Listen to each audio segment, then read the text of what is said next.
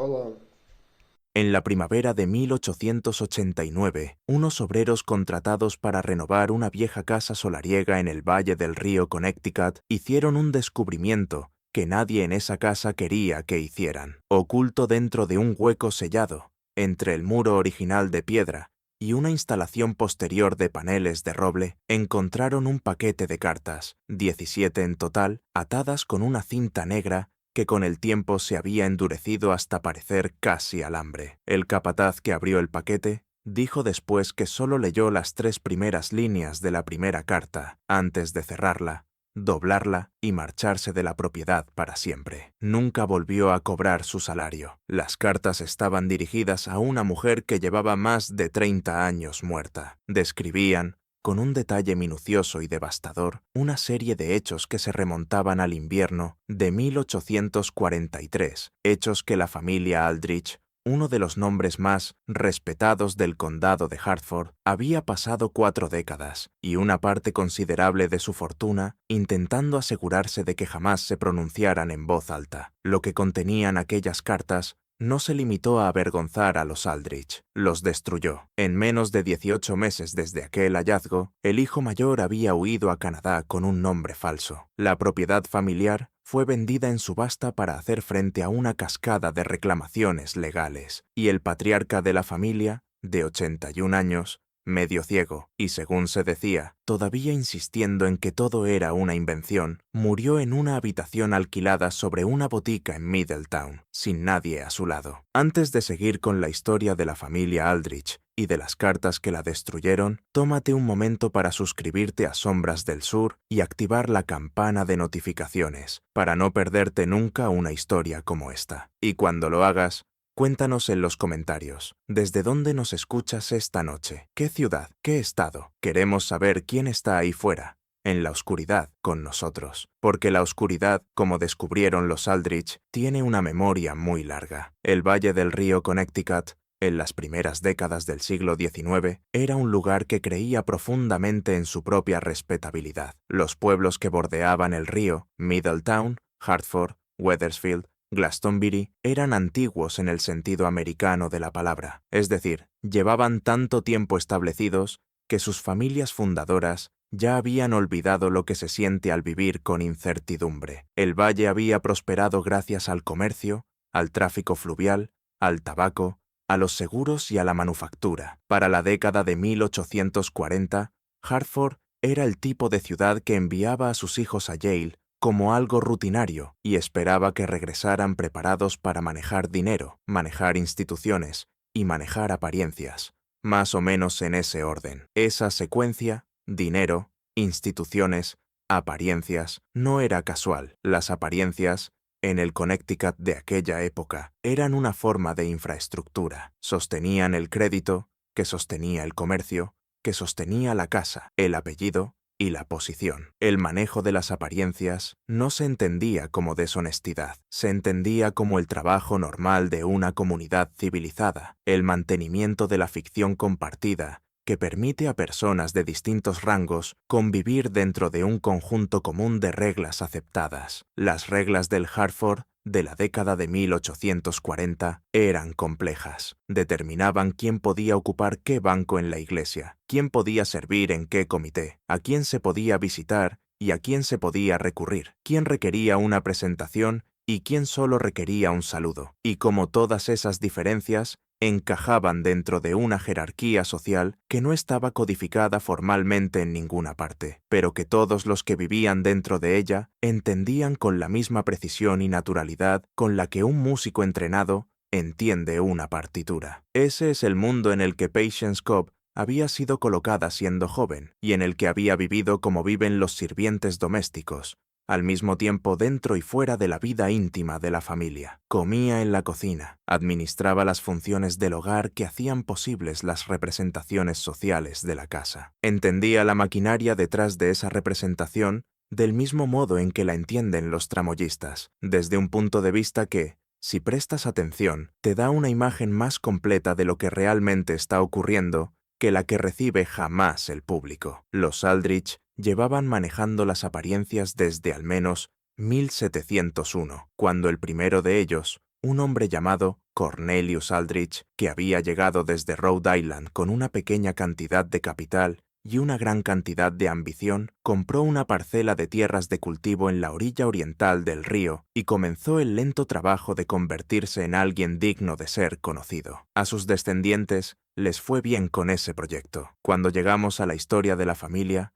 a comienzos de la década de 1840, ya iban por su cuarta generación de prominencia en Connecticut. Poseían la casa solariega que con el tiempo sería renovada, una participación rentable en una compañía de seguros de Hartford, una propiedad menor en Glastonbury destinada al cultivo de tabaco de sombra, y ese tipo de posición social que no necesita anunciarse, porque todo el mundo ya sabe que existe. El jefe de la familia en 1843 era un hombre llamado Harlon Aldrich, que entonces rondaba los 30 y tantos años. Según todos los testimonios de la época, era un hombre eficiente y en gran medida sin sentido del humor. Dirigía el negocio de seguros con precisión, formaba parte de las juntas de 2 instituciones benéficas, asistía a los oficios de Center Church en Hartford con esa regularidad que comunica no devoción, sino estatus, y estaba casado desde 1838 con una mujer llamada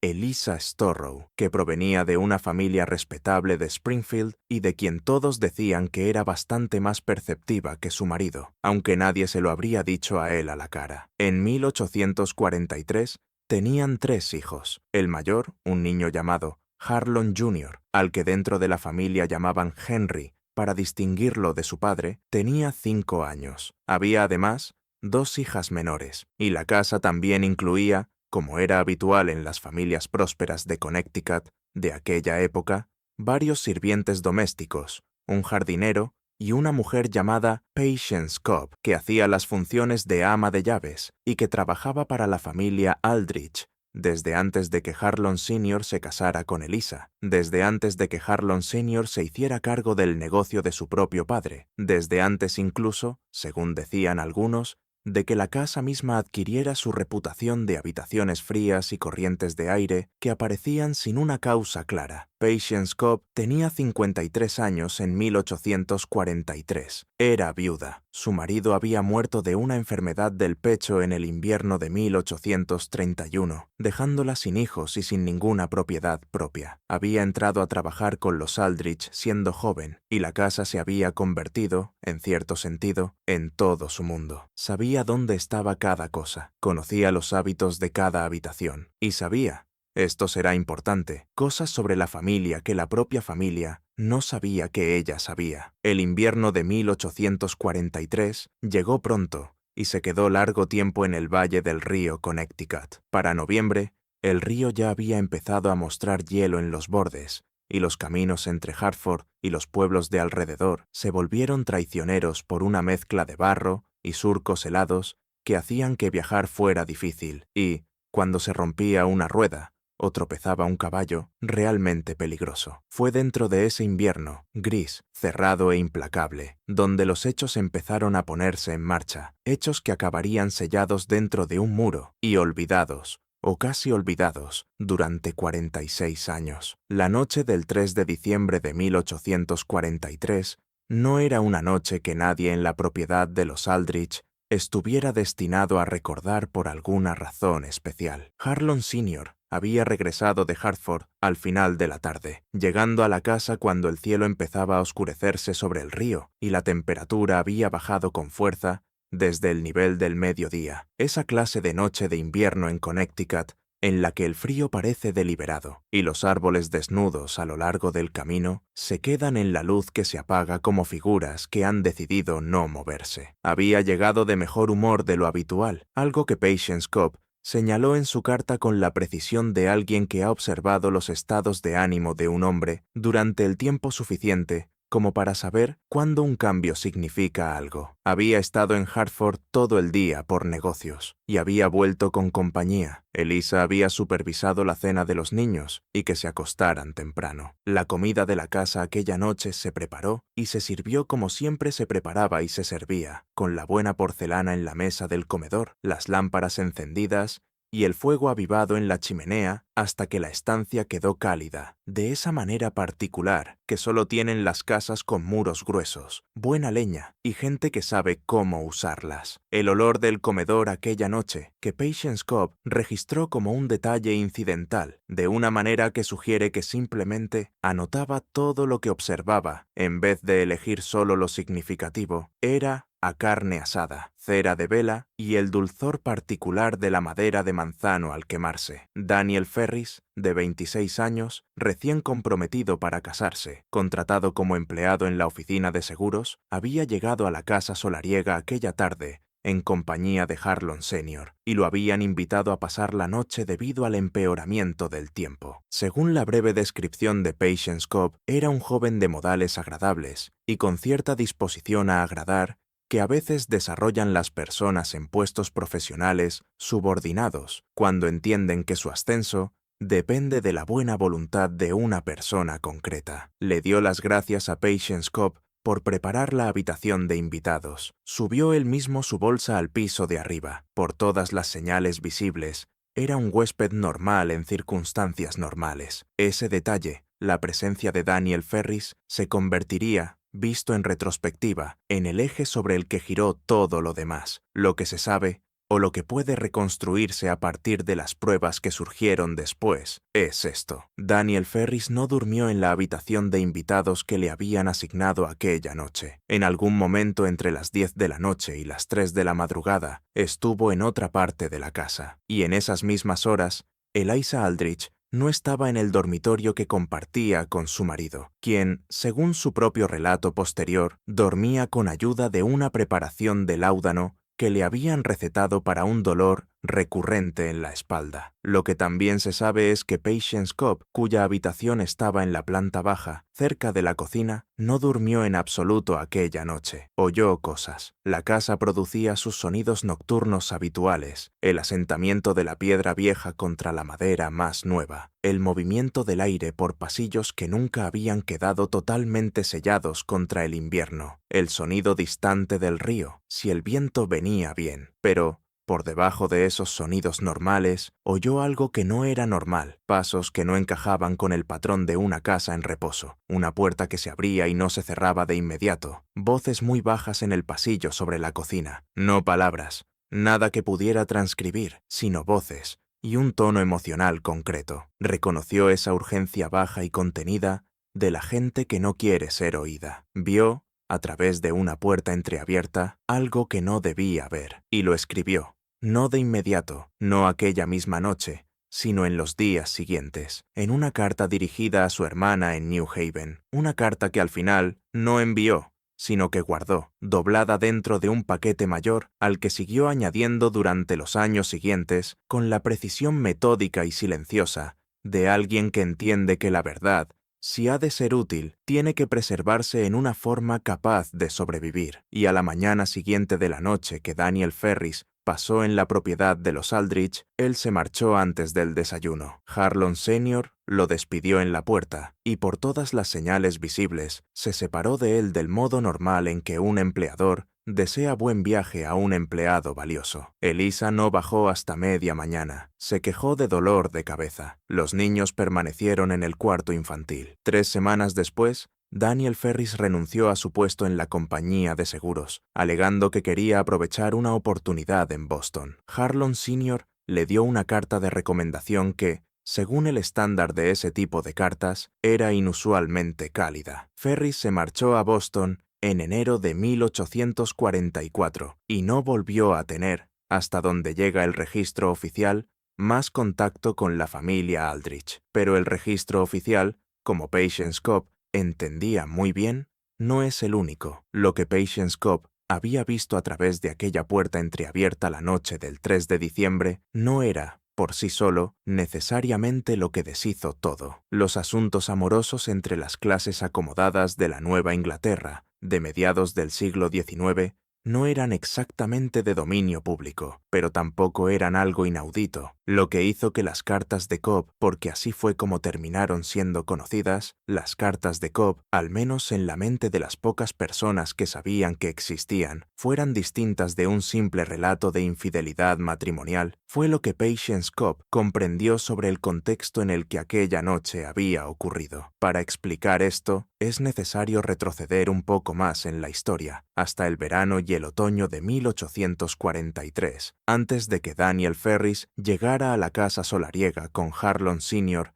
en aquella fría tarde de diciembre. En el verano de 1843, una joven llamada Mercy Dunbar llegó a trabajar a la propiedad de los Aldrich como sirvienta doméstica. Tenía 17 años, era hija de una familia campesina de Glastonbury y fue contratada para ayudar con el aumento de trabajo que requería la casa después de que una de las otras sirvientas se marchara para casarse. Mercy Dunbar era, según todos los testimonios, una muchacha tranquila y trabajadora, no exenta de inteligencia y con una franqueza en su manera de ser que Patience Cobb describiría más tarde en sus cartas como su mejor cualidad y al mismo tiempo como la cualidad que más la ponía en peligro. Para septiembre de 1843, Mercy Dunbar había llamado la atención de Harlon Aldrich Sr. de un modo que no dejaba lugar a malas interpretaciones. Patience Cobb lo vio. Llevaba trabajando para la familia el tiempo suficiente como para reconocer lo que estaba viendo, y también llevaba allí el tiempo suficiente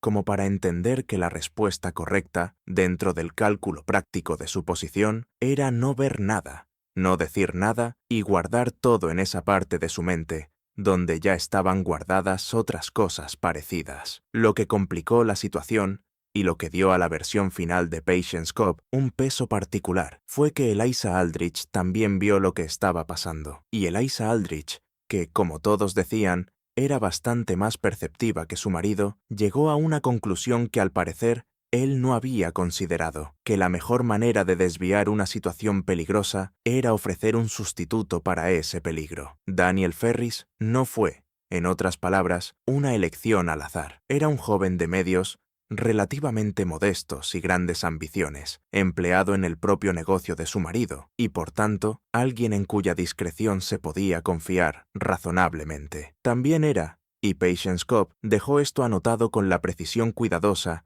de alguien que sabía que estaba escribiendo historia, una persona por la que Eliza Aldrich había desarrollado un apego genuino durante el año anterior, a través de los contactos sociales normales de la casa de un hombre de negocios, cenas, reuniones festivas, la cercanía incidental de un pequeño mundo profesional. Si el cálculo de Eliza fue correcto, si realmente creyó que desviar la atención de su marido, ocupando la suya propia, era una estrategia racional, o si esa racionalización llegó después para explicar algo que había sucedido por razones más simples, es una pregunta que las cartas dejan abierta. Lo que no dejan abierto es la secuencia de los hechos, ni el hecho de que Patience Cobb, desde su posición de autoridad doméstica invisible, había observado la mayor parte de todo aquello con la minuciosidad de una mujer que había aprendido, a lo largo de décadas de servicio, que los poderosos son observados con más exactitud por aquellos a quienes han aprendido a no ver. Para la primavera de 1844, Mercy Dunbar ya había dejado la casa de los Aldrich. La razón oficial que se dio fue que había regresado con su familia en Glastonbury. Las cartas de Patience Cobb sugieren otra historia. Sugieren que Mercy Dunbar se fue porque recibió una suma de dinero y una advertencia clara sobre lo que ocurriría con el arrendamiento de su familia en tierras de los Aldrich. Los Dunbar arrendaban una finca vinculada al negocio tabacalero de los Aldrich. Si ella no se marchaba en silencio y para siempre, habría consecuencias. Eso también lo había visto Patience Cobb, y eso también lo había dejado por escrito. Los años posteriores a 1844 fueron, en apariencia, años de consolidación y de éxito tranquilo para la familia Aldrich. Harlon Sr. amplió el negocio de seguros. El hijo mayor, Henry, fue enviado, como se esperaba, a una escuela preparatoria en New Haven, y después a Yale. Las hijas hicieron matrimonios respetables. Eliza Aldrich se convirtió, con el paso de las décadas, en esa clase de matriarca alabada por su compostura y por su labor benéfica. Una mujer cuya belleza temprana había dado paso a una especie de autoridad serena. Si entre ella y Harlon Sr. existió un entendimiento, si los hechos de diciembre de 1843 no produjeron una ruptura, sino una forma particular de equilibrio, un conocimiento compartido que los mantenía unidos, del modo en que solo pueden hacerlo los compromisos mutuos. Eso no se manifestó en ninguna parte visible. Ante el mundo, siguieron pareciendo lo que siempre habían parecido. Patience Cobb observó todo eso mientras seguía trabajando para la familia, hasta que su edad y el deterioro de su salud la obligaron a retirarse en 1871. En ese momento, aceptó una pensión de la propiedad y se mudó a la casa de una sobrina en Middletown. Tenía 71 años. Se llevó consigo, dentro de una caja de documentos forrada en tela que había pertenecido a su marido, las cartas que había ido escribiendo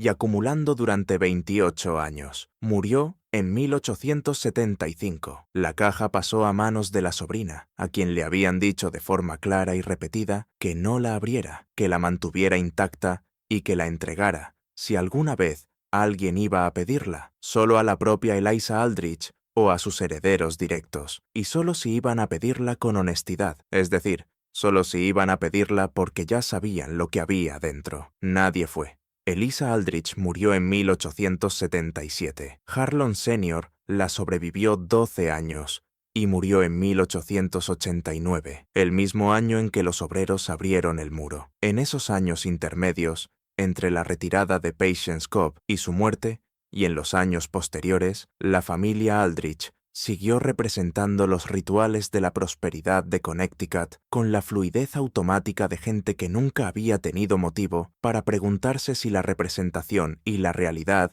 eran la misma cosa. La casa solariega fue mejorada, se añadieron nuevas habitaciones al ala este, se reforzaron los cimientos originales de piedra, se reconstruyeron ciertas secciones de los muros interiores para adaptar la casa a instalaciones más modernas de fontanería y calefacción. Fue durante una de esas reformas anteriores, en algún momento de finales de la década de 1850, o comienzos de la de 1860, cuando se creó el hueco en el muro, o al menos cuando fue modificado hasta adquirir su forma final. Quién colocó allí las cartas no está del todo claro en el registro documental, pero el momento sugiere que fue después de que Patience Cobb dejara el servicio doméstico, y la cuestión de si las colocó ella misma en alguna última visita a la casa, o por medio de algún intermediario, o si llegaron al muro por una cadena distinta de manos, es una de esas pequeñas preguntas sin resolver que la historia deja abiertas para siempre. Lo que resulta más fácil de explicar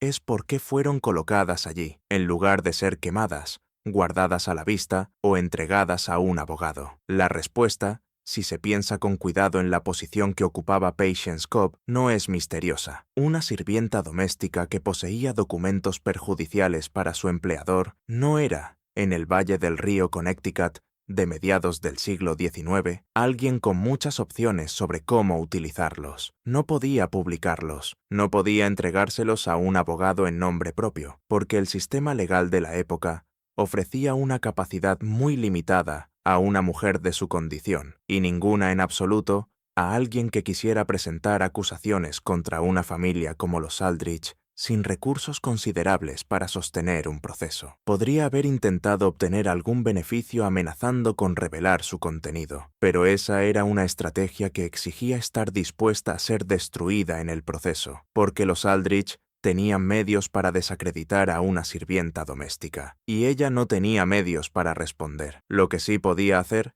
y lo que hizo, fue conservarlas. Conservó las cartas porque conservarlas era la única forma de preservación a su alcance, y al final las dejó en un lugar donde no serían destruidas por accidente ni por ese impulso de poner orden que habría llevado a cualquier casa a deshacerse de los papeles de una antigua ama de llaves, ya retirada. Un muro no es una caja fuerte, pero un muro es permanente de una manera en que un cajón o un baúl o una caja de documentos dejada a una sobrina no lo es lo bastante. El muro las guardó entre 20 y 30 años. Las guardó a través de 2 cambios de personal doméstico, a través de la muerte de los 2 padres de Henry Aldrich, a través de la transformación de varias habitaciones para nuevos usos, y a través del desgaste normal del tiempo sobre una casa que se mantiene, pero no se ama, que sigue siendo funcional, pero no querida, administrada como una propiedad más que habitada como un hogar. Y luego, en la primavera de 1889, llegaron los obreros con sus herramientas, y el muro las devolvió. Y el capataz leyó 3 líneas y se marchó. Y la historia que Patience Cobb había pasado 28 años escribiendo comenzó, por fin, su camino hacia la luz. La sobrina, que se llamaba Clara Howe, seguía viva en 1889. Había conservado la caja durante 14 años, sin alterarla, y cuando leyó en el periódico de Middletown una breve nota sobre las reformas que se estaban realizando en la antigua propiedad de los Aldrich, tomó una decisión. No envió las cartas a la familia, se las envió al abogado de la familia, no al abogado actual, sino al anterior, un hombre llamado Solomon Graves, que se había retirado de la práctica en Hartford y de quien se sabía, de manera general, que a lo largo de su carrera había acumulado una cantidad de información sobre familias poderosas que lo convertía en alguien con quien convenía mantener buenas relaciones. Solomon Graves recibió la caja de Clara Howe en abril de 1889. Leyó su contenido durante 3 días. Luego escribió 2 cartas. La primera iba dirigida a Henry Aldrich, Harlon Jr., ya en sus primeros 50 años, el patriarca de la familia en ausencia de su padre. La segunda iba dirigida a un hombre del que Henry Aldrich nunca había oído hablar, un periodista de New Haven. Envió ambas cartas la misma tarde. Si esta historia te está resultando tan inquietante como pretendíamos, estás en el lugar correcto. Déjanos un comentario con tu teoría. ¿Qué crees que vio Patience Cobb aquella noche de invierno? ¿Qué crees que sabía Eliza Aldrich? Dale me gusta al video y cuéntanoslo. Volveremos contigo a la oscuridad antes del final. Henry Aldrich recibió la carta de Solomon Graves un miércoles por la mañana, a finales de abril. La leyó de pie en el vestíbulo de la casa de Hartford, una residencia urbana más nueva que la antigua finca solariega, comprada una década antes, cuando el mantenimiento de la casa grande se había vuelto poco práctico, y su esposa contaría después que supo, por la expresión de su rostro antes de que él dijera una sola palabra, que algo había cambiado en la estructura misma de sus vidas. La carta de Solomon Graves era,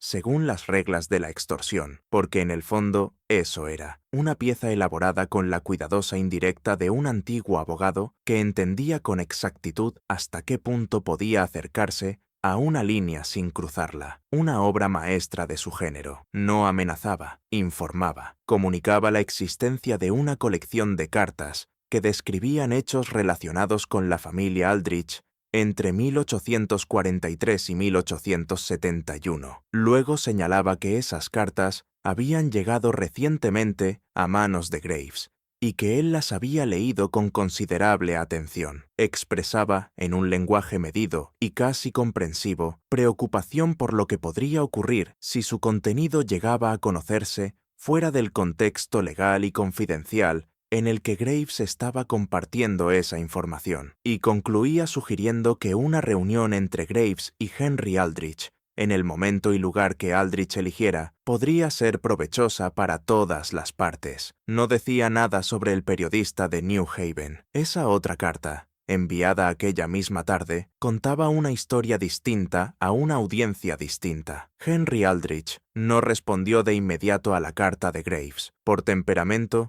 era un hombre que no actuaba bajo presión, que creía, del modo en que creen los hombres que han crecido viendo cómo opera el poder, desde una distancia segura, que cualquier problema puede manejarse si uno no entra en pánico, no habla y no se mueve demasiado rápido. Pasó 1 día y medio sin hacer nada visible, lo que significa que pasó 1 día y medio haciendo mucho por dentro, revisando la exposición de la familia, considerando quién más podía saber algo de las cartas, calculando qué podía querer realmente Solomon Graves frente a lo que había dicho que quería, e intentando determinar si existía alguna posibilidad de que el contenido de aquellas cartas fuera distinto de lo que su propia memoria y cierto conocimiento familiar reprimido le sugerían que sería. Sabía, de una manera general, que había habido hechos en la década de 1840 de los que no se hablaba. Lo sabía del modo en que los niños saben cosas que han absorbido del ambiente de una casa más que de una confesión directa, que había arreglos y entendimientos en el matrimonio de sus padres que no eran para consumo público. No sabía nada de Patience Cobb. No sabía que 28 años de observación doméstica habían sido puestos por escrito con el cuidado de alguien que entendía que, para que un testimonio resulte creíble, necesita precisión, y que la precisión exige atención, y que Patience Cobb había prestado atención con una minuciosidad que habría impresionado a un investigador entrenado. Tampoco sabía, y esta es la dimensión de la situación que las cartas volvieron visible para él, hasta qué punto toda su propia infancia había sido moldeada por la gestión de un secreto. Ahora podía mirar atrás y recordar ciertas cosas de su niñez, la manera en que ciertas conversaciones se detenían cuando él entraba en una habitación, la frialdad inexplicable que se había asentado entre sus padres durante un periodo de 1844, algo que en aquel momento había sido demasiado joven para entender y que después había atribuido a una fricción doméstica corriente, y la salida de una sirvienta de la casa cuyo nombre apenas recordaba y cuya ausencia nunca se había explicado a los niños. Podía mirar atrás y entender ahora que aquellas cosas no habían sido momentos aleatorios del clima doméstico. Eran la superficie visible de algo que había sido cuidadosamente mantenido bajo la superficie, precisamente para que él no lo entendiera. Este es uno de los rasgos más inquietantes de la historia de los Aldrich. No solo que se habían hecho cosas dañinas, sino que a los hijos de quienes las hicieron se los mantuvo deliberadamente en una ignorancia cómoda, una ignorancia que les permitiera seguir llevando el apellido familiar sin cargar con el peso de lo que en realidad transportaban. Henry Aldrich había sido criado, en otras palabras, para ser un vehículo de la respetabilidad de su familia, sin que nadie le dijera cuál había sido el costo de esa respetabilidad, ni quién lo había pagado, ni siquiera que ese costo existía. Había sido preparado para suceder a una familia dentro de un mundo que ya estaba endeudado, de formas que a él no se le permitía ver. Ahora bien, lo que finalmente movió a Henry Aldrich a responder no fue la carta de Graves. Fue una conversación, 3 días después de recibirla, con un primo lejano que vivía en New Haven y que comentó, en medio de una visita social aparentemente casual, que había oído algo interesante. Un periodista al que conocía, un hombre llamado Edwin Pell, que escribía para uno de los periódicos pequeños de New Haven, había sido abordado con una historia sobre una vieja familia de Connecticut. El primo no conocía los detalles. Pensó que Henry querría saberlo. Lo dijo con el tono de alguien que te está haciendo un favor y que entiende que los favores tienen peso. Henry Aldrich comprendió, en el espacio de aquella conversación, lo que Solomon Graves había hecho realmente. La carta a la familia y la carta al periodista no habían sido estrategias alternativas desplegadas en secuencia, habían sido simultáneas. Graves no le había ofrecido a Henry Aldrich un arreglo privado en lugar de una exposición pública. Le había ofrecido ambas cosas al mismo tiempo. Y la carta al periodista no era una amenaza a utilizar si las negociaciones fracasaban. Ya estaba enviada, ya estaba en movimiento, y ya estaba introduciendo la historia de la familia Aldrich en un mundo que Henry Aldrich no podía ver ni controlar por completo. La razón de eso, por qué Graves adoptaría un enfoque que maximizaba su ventaja, pero también maximizaba el riesgo de una exposición real, se volvió más clara cuando Henry Aldrich empezó a hacer preguntas cuidadosas a personas que conocían a Solomon Graves. Lo que descubrió fue que Graves, ya en sus últimos 60 años, estaba enfermo. Tenía una afección del hígado que sus médicos esperaban que fuera mortal dentro de un año. No tenía herederos, y a lo largo de una larga carrera manejando los desastres privados de familias prósperas, había acumulado una gran cantidad de conocimientos que nunca había logrado convertir en la clase de seguridad que deseaba. No exactamente dinero de extorsión, sino algo más parecido al reconocimiento, al hecho de ser reconocido, a la satisfacción de ser conocido, aunque fuera por una sola persona, como alguien que había tenido poder sobre el poder y lo había ejercido según su propio criterio. No estaba, en otras palabras, maniobrando por dinero. Estaba maniobrando por consecuencia. Quería ver qué pasaba. Esta comprensión no hizo más fácil la situación de Henry Aldrich. La hizo mucho más difícil, porque a un hombre que quiere dinero se lo puede comprar, y un hombre que quiere venganza tiene un precio que a veces puede identificarse y pagarse. Pero un hombre que quiere observar, que ha colocado las piezas sobre un tablero y simplemente espera a ver cómo se mueven, es un hombre que, en ningún sentido claro, está negociando. Henry Aldrich fue a ver a Solomon Graves en Hartford, a la casa del abogado retirado en Asylum Street, el primer martes de mayo de 1889. La conversación que tuvieron aquella tarde duró, según una nota que Graves dejó en su diario personal, que sobrevivió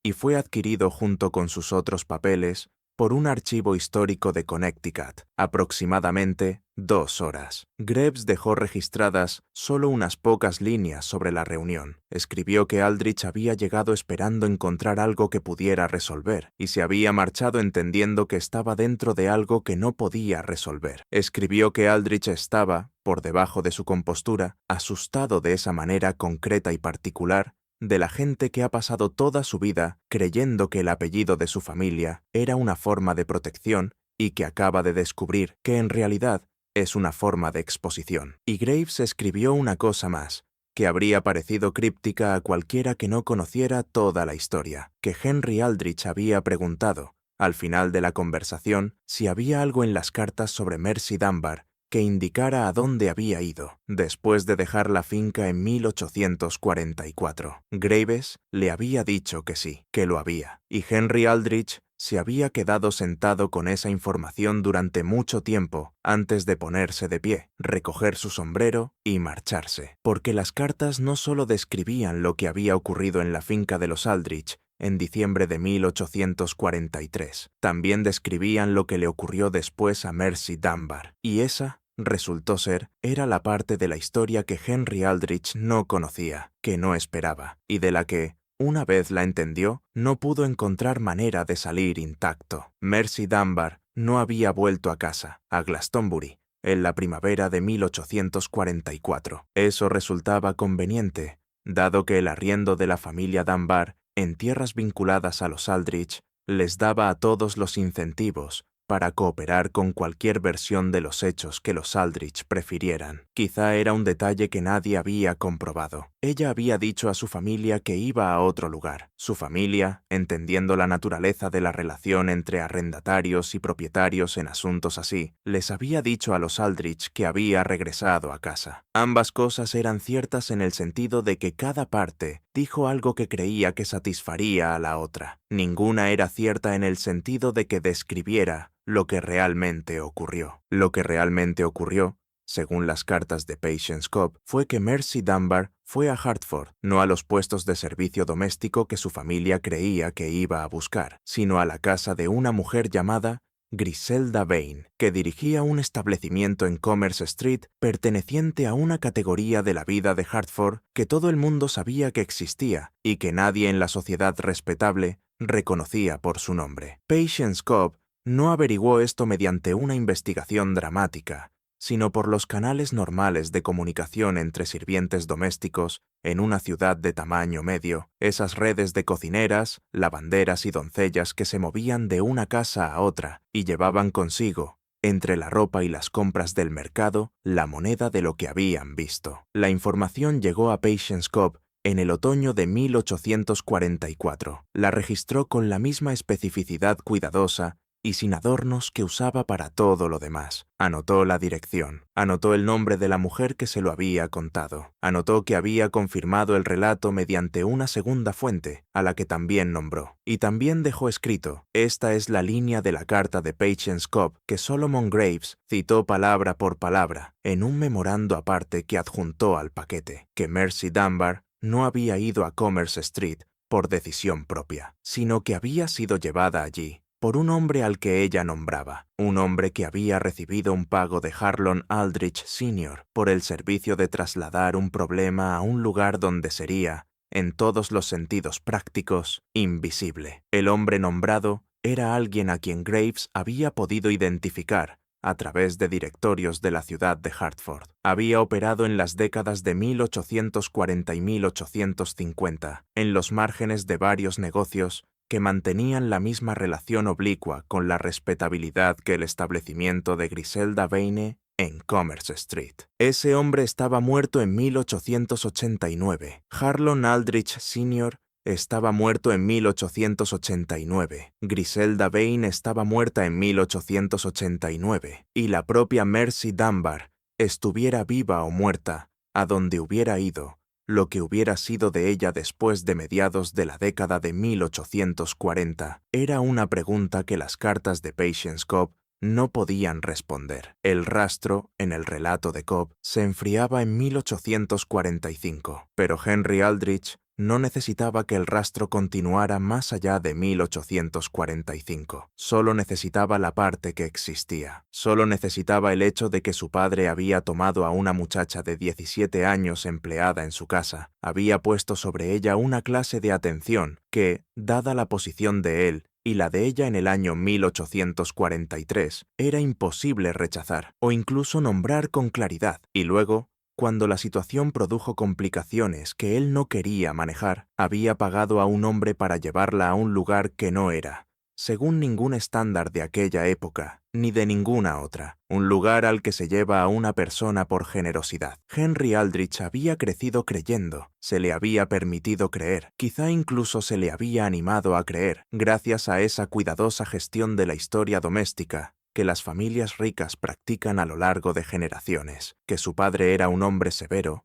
pero fundamentalmente decente. El negocio de los seguros, el banco de la iglesia, las juntas de beneficencia, la compostura en todas las circunstancias visibles, esos eran los materiales con los que un hijo construye a un padre. Y esos materiales, mientras Henry Aldrich estaba sentado en su casa de Hartford, en la primera semana de mayo de 1889, leyendo el memorando de Solomon Graves, se estaban disolviendo. Aquí es donde resulta necesario considerar lo que significaban las cartas, no solo para la familia, sino para el momento histórico concreto en el que salieron a la luz. Para 1889, Estados Unidos llevaba casi 3 décadas debatiendo el significado de lo que había ocurrido antes de la guerra civil, lo que se había permitido, lo que se había ocultado, lo que las clases acomodadas del norte anterior a la guerra habían sabido y habían decidido no examinar. Hartford, en 1889, era una ciudad reformista, o al menos una ciudad que entendía la reforma como un valor público, fueran cuales fueran los arreglos privados que sus ciudadanos más prominentes hubieran hecho con el pasado. Los periódicos hablaban de cuestiones laborales, de la templanza, de la situación de las mujeres, de las responsabilidades de los ricos hacia los menos afortunados. No era, en otras palabras, un momento en el que una historia sobre una familia próspera de Hartford y una sirvienta de 17 años pudiera recibirse como una simple vergüenza social menor. Era un momento en el que esa historia significaba algo concreto y en el que quienes la leyeran sabrían exactamente lo que significaba. Edwin Pell, el periodista de New Haven, con quien se había puesto en contacto Solomon Graves, tenía 34 años y se había ganado una modesta reputación cubriendo historias sobre irregularidades financieras y la conducta privada de hombres prominentes. No era, según los estándares de la gran prensa, una figura poderosa, pero era persistente, era competente y entendía que una historia con documentos, una historia en la que alguien había dejado cosas por escrito en tiempo real y esos documentos habían sobrevivido, era una historia de un orden distinto a una historia basada en recuerdos y acusaciones. Se puso en contacto con Solomon Graves para confirmar que los documentos eran auténticos. Graves no le entregó las cartas en sí, sino su memorando y 3 pasajes concretos transcritos palabra por palabra del relato de Patience Cobb, junto con las fechas y los detalles de contexto que permitirían a un lector cuidadoso verificarlos con los registros públicos, la dirección de Commerce Street, el nombre del hombre al que Harlon Sr. había pagado, las fechas del empleo de Mercy Dunbar en la finca de los Aldrich y la fecha de su salida. Pell pasó 2 semanas comprobando todo lo que podía comprobarse. El establecimiento de Commerce Street aparecía en los directorios de la ciudad de la época. El hombre nombrado por Patience Cobb tenía una existencia documentada. Las fechas del empleo de Mercy Dunbar podían cotejarse con los registros parroquiales de Glastonbury, donde figuraban su familia y su bautismo. Fue a Hartford, hizo preguntas a personas que habían conocido a la familia Aldrich en la década de 1840. La mayoría se negó a hablar. 2 no lo hicieron. Uno era un antiguo empleado de la compañía de seguros, ya retirado,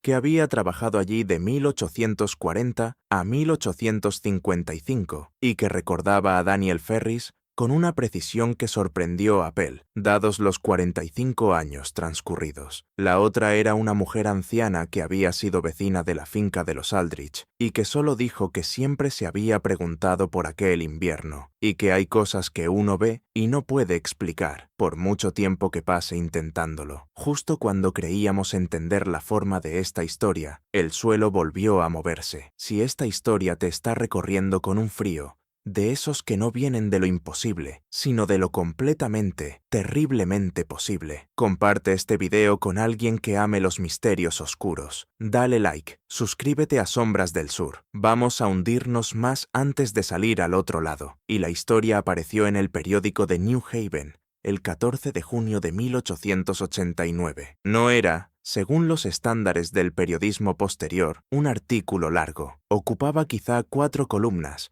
y estaba escrito con la cautela medida de un periodista que entendía la ley de difamación y la diferencia entre lo que sabía y lo que podía probar. Pero era específico, nombraba a la familia Aldrich, describía la naturaleza general de las cartas y las circunstancias de su descubrimiento, informaba de lo que podía confirmarse sobre el origen de Mercy Dunbar y su empleo en la finca, e informaba, en un lenguaje prudente pero inequívoco, de la conexión documentada entre Harlon Aldrich Sr. y el establecimiento de Commerce Street. El periódico de New Haven tenía una circulación modesta, pero las historias viajan de maneras que las cifras de circulación no pueden captar, y esta historia en particular viajó con rapidez. En el plazo de una semana, fue retomada por un periódico de Hartford y luego por uno de Springfield, cada uno con sus propios añadidos y su propio enfoque, cada uno aportando la textura particular de una comunidad que había conocido a la familia Aldrich de algún modo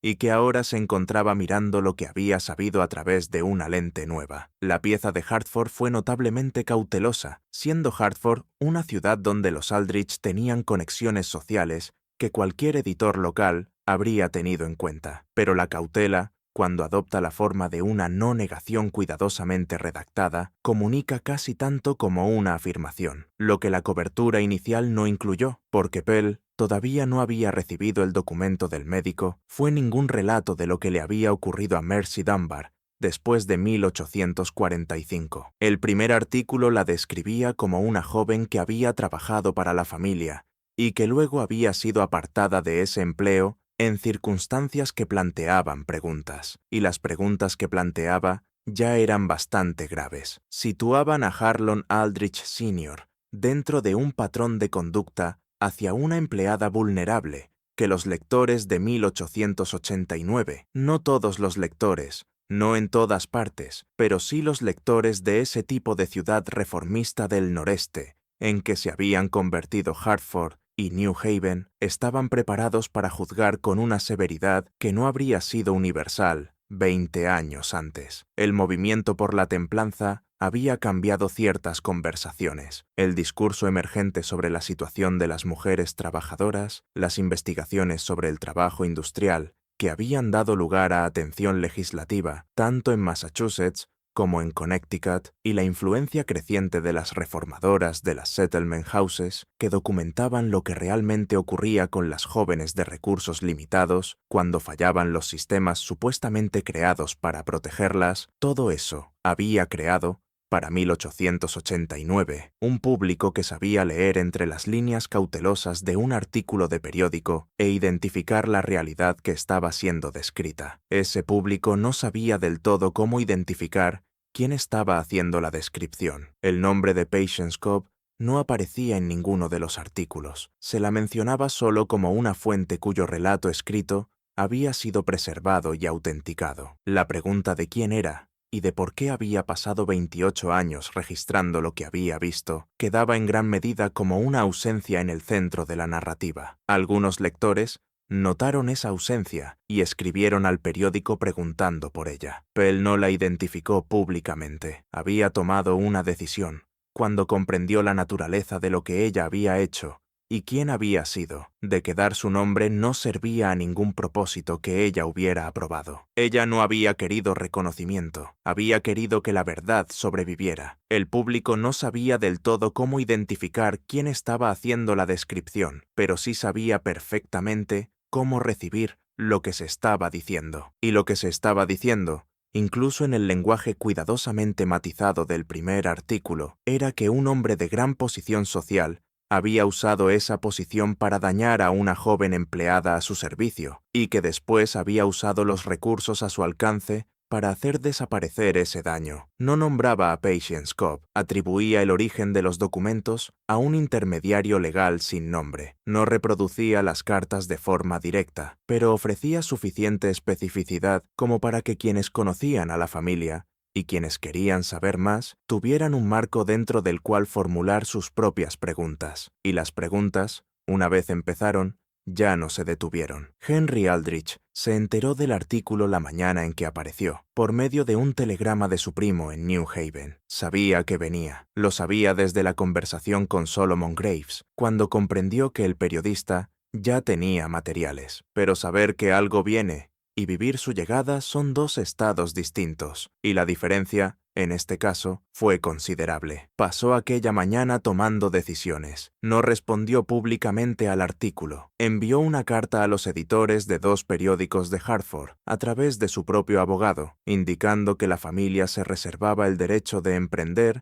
acciones legales por publicación falsa y perjudicial. Los periódicos de Hartford publicaron breves notas, reconociendo la historia y señalando la respuesta de la familia. Lo que no hizo, y lo que vuelve significativa esta parte concreta de la historia de los Aldrich, fue buscar ninguna información sobre Mercy Dunbar, más allá de lo que Graves le había dicho. No intentó encontrarla, no trató de averiguar qué había sido de ella después de 1845. Pell se fijó en esa omisión y escribió sobre ella en un artículo de seguimiento en agosto, dejando a los lectores que interpretaran por sí mismos su significado. Ese artículo de seguimiento fue el que causó el verdadero daño. Para agosto, Pell ya se carteaba con personas que el primer artículo había sacado a la superficie, personas que habían conocido a los Aldrich en la década de 1840, personas que habían conocido el establecimiento de Griselda Vane, personas con nombre y apellido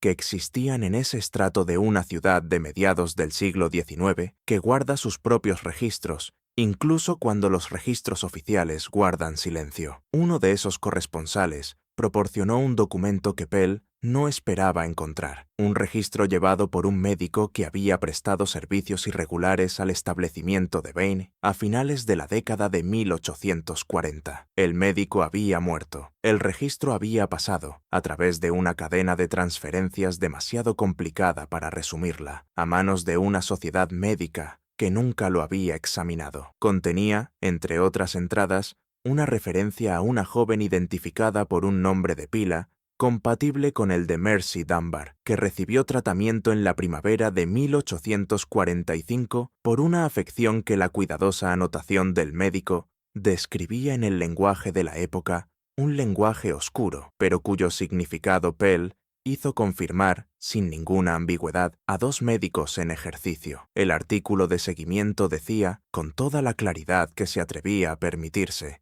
que Mercy Dunbar no había sido simplemente apartada de la casa de los Aldrich, había sido apartada de la casa de los Aldrich en circunstancias que habían tenido consecuencias para su salud y para su vida, y que la familia Aldrich, específicamente Harlon Aldrich Sr., no había hecho nada después para afrontarlas, ni reconocerlas. Pell no pudo determinar si Mercy Dunbar había sobrevivido a aquello, si en 1889 seguía viva en algún lugar de Nueva Inglaterra, o más allá, viviendo con su nombre o con otro. Lo dijo así en el artículo. Pidió que cualquier persona con información sobre una mujer llamada Mercy Dunbar, nacida en Glastonbury, Connecticut, aproximadamente en 1826, se pusiera en contacto con él. 3 personas lo hicieron, y ninguna de sus versiones pudo verificarse. Una describía a una mujer que había muerto en New Haven en 1852. Otra describía a una mujer que vivía en Springfield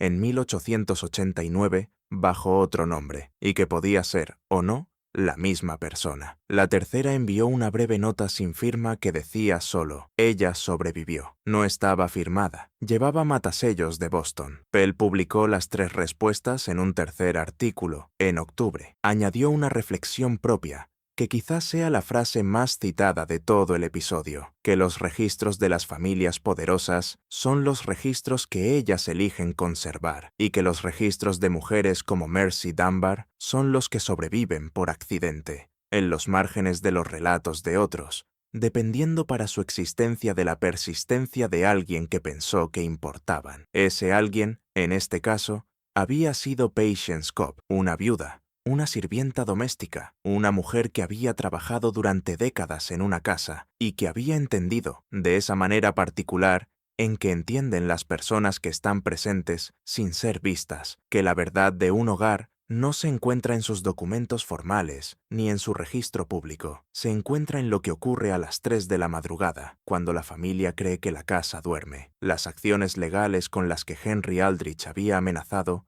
nunca llegaron a materializarse. Sus abogados, al revisar las afirmaciones concretas hechas en los 3 artículos frente a la base documental que Pell había reunido, concluyeron que una demanda produciría un proceso de descubrimiento mucho más dañino que cualquier cosa ya publicada. No hubo demanda. Lo que vino después no fue dramático al modo de los procesos legales o las confrontaciones públicas. Fue el drama más silencioso de la simple desaparición del sostén de una posición familiar. Instituciones que habían tenido a los Aldrich en sus juntas descubrieron, en los meses posteriores a los artículos, que esa asociación se había vuelto complicada. Las relaciones comerciales que habían dependido del peso social del apellido Aldrich descubrieron lo mismo. La compañía de seguros, que había sido rentable durante décadas, encontró complicado su proceso de transición de gestión. Henry Aldrich estaba en medio de transferir las operaciones diarias a un socio más joven, por preguntas que nadie formulaba en voz alta, pero que todo el mundo se hacía. El hermano menor de Henry Aldrich, un hombre llamado Charles, que había construido una vida profesional aparte en Boston, rompió el contacto con la rama de Hartford de la familia en el invierno de 1889 y no explicó públicamente por qué. Se entendió. Su esposa insistió en que sus hijos usaran, en algunos contextos, una versión modificada del apellido familiar y en otros, el apellido de soltera de su madre, lo cual era, dentro de la gramática social de la época, una señal suficientemente clara. El propio Henry Aldrich resistió más de lo que nadie esperaba. Pasó 1890 intentando estabilizar la posición de la familia mediante una combinación de caridad pública, donaciones a instituciones, presencia visible en la iglesia, la compra de una vidriera conmemorativa para Center Church en nombre de su padre, un gesto de rehabilitación póstuma que fue recibido con un silencio que le dijo todo lo que necesitaba saber sobre si iba a funcionar, y maniobras legales privadas destinadas a reducir la exposición de la herencia a las reclamaciones que habían empezado a acumularse en los márgenes de la historia. Algunas de esas reclamaciones eran financieras, acreedores y socios comerciales que sentían que la revelación de la historia de la familia cambiaba los términos de su relación con ella. Otras eran más extrañas y más difíciles de manejar, descendientes de personas vinculadas de manera tangencial a los hechos de la década de 1840, a quienes los artículos habían dado un lenguaje para agravios que antes nunca habían sido articulados. La finca salió a subasta en el otoño de 1891, la vieja casa solariega, la propiedad tabacalera de Glastonbury, la casa urbana de Hartford, todo ello pasó, a lo largo de 18 meses de procedimientos legales, para satisfacer una combinación de deudas y acuerdos que los ingresos reducidos de la familia Aldrich y su posición social ya no podían sostener. La subasta del contenido de la casa solariega fue reseñada en el Hartford Courant en un solo párrafo, en el que se indicaba que la casa había sido comprada por una empresa manufacturera que planeaba demoler la estructura original y usar la propiedad para otro fin. No hacía ninguna mención del muro. Henry Aldrich dejó Hartford en 1892. Se fue a Canadá, como se había informado, concretamente a Montreal, donde tenía un contacto a través del sector de los seguros y donde su apellido no significaba nada. Vivió allí hasta 1907, trabajando en un puesto administrativo modesto para una firma comercial, y murió sin haber regresado a Connecticut. No ha quedado registrado si murió en paz o en otra cosa. Harlon Aldrich Sr., el patriarca, el hombre cuyas acciones en el invierno de 1843 habían puesto todo esto en marcha, murió en aquella habitación alquilada de Middletown en el otoño de 1889, unos meses después de que apareciera el primer artículo. Le habían informado de su publicación. Su reacción, según el boticario cuya tienda estaba debajo de su habitación y que fue lo más parecido a un cuidador en aquellas últimas semanas, fue decir que todo eran mentiras e invenciones, que nunca había hecho nada que no estuviera de acuerdo con su posición y con su tiempo, y que los responsables de difundir ese material no eran mejores que delincuentes comunes. Lo dijo más de una vez. Lo dijo con convicción. No estaba, por lo que nadie pudo observar, perturbado por la duda. Este es quizá el detalle más inquietante de toda la historia. No los hechos en sí, no las cartas dentro del muro, no el rastro de documentos que Patience Cobb reunió a lo largo de 3 décadas, sino el anciano en aquella habitación alquilada, insistiendo hasta sus últimos días en que no había hecho nada malo, porque estaba hablando, en cierto sentido, desde dentro de la lógica de su propio mundo, el mundo en el que su posición le daba derecho a ciertos comportamientos, en el que las personas por debajo de él existían principalmente en relación con sus necesidades, y en el que manejar las consecuencias era simplemente lo que hacía un hombre de su posición cuando las circunstancias lo exigían. No estaba fingiendo inocencia, lo creía. Solomon Graves vivió lo suficiente para leer los 3 artículos de Pell. Murió en diciembre de 1889, 6 meses después de enviar las cartas a sus 2 destinos distintos. Su diario personal, el que sobrevivió y acabó en el archivo histórico, termina en noviembre con una anotación breve y que, pese a todo, no suena como la anotación de un hombre satisfecho. Dice solo que había esperado llegar a saber qué había sido de la muchacha, y que no lo supo, y que eso tendría que bastar. Clara Howe, la sobrina de Patience Cobb, nunca fue contactada por ningún periodista, ni por ningún abogado. Había entregado la caja a Solomon Graves y no había pedido nada a cambio, salvo saber que había ido a parar a un lugar donde alguien haría algo con ella. Vivió hasta 1898. No ha quedado registrado si llegó a leer los artículos o si supo el desenlace de lo que había puesto en marcha. La mujer que había hecho todo esto, la que había puesto en marcha cada ficha de dominó, no había sido ni Solomon Graves, ni Edwin Pell, ni ninguno de los participantes nombrados en el derrumbe. Había sido Patience Cobb, muerta 14 años antes de que todo ocurriera, que había pasado 28 años de servicio a una familia escribiendo, con atención cuidadosa e inflexible, las cosas que ellos habrían preferido ver desaparecer. Al parecer, no lo hizo para destruirlos. Sus cartas, por su tono, no son documentos de rabia, son documentos de testimonio. Escribía como alguien que cree que lo que ocurre merece ser registrado, no porque registrarlo vaya a arreglar nada, no porque la justicia esté garantizada, sino porque la alternativa, el muro sellado, la versión oficial, la historia que los poderosos cuentan sobre sí mismos, es una forma de daño en sí misma. Y tenía razón. Y el capataz que se marchó de la propiedad sin cobrar su salario, el día en que se abrió el muro, también tenía razón, a su manera pequeña y práctica. Hay cosas que, una vez has leído las 3 primeras líneas, entiendes que ya no vas a poder soltar. Este misterio nos muestra algo que todas las épocas entienden y todas las épocas olvidan, que los registros de los poderosos son guardados por los poderosos y que los registros de todos los demás sobreviven por accidente, por persistencia y, a veces, por la terquedad de una mujer con una caja forrada de tela y 30 años de atención cuidadosa. ¿Qué te parece esta historia? ¿Crees que se reveló todo? ¿Crees que Mercy Dunbar envió aquella carta sin firma desde Boston? Deja tu comentario abajo. Si este tipo de historia, la clase de historia que vive dentro de los muros y sobrevive a las familias que presenció, es la clase de historia que te quita el sueño, entonces suscríbete a Sombras del Sur, activa la campana de notificaciones y compártelo con alguien que necesite escucharlo. Volveremos a la oscuridad. Nos veremos en la próxima historia. Gracias por mirar.